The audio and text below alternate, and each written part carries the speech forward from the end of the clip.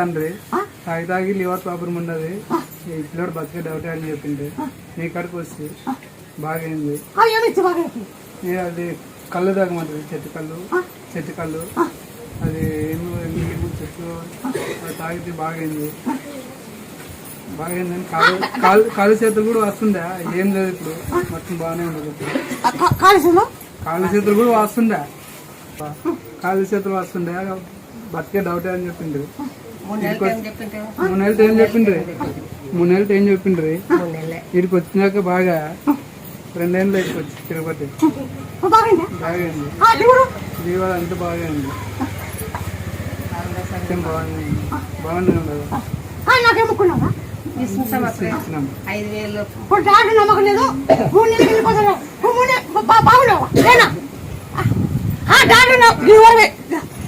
ఆసుపత్రి పోయి లక్షలు కట్టాలా?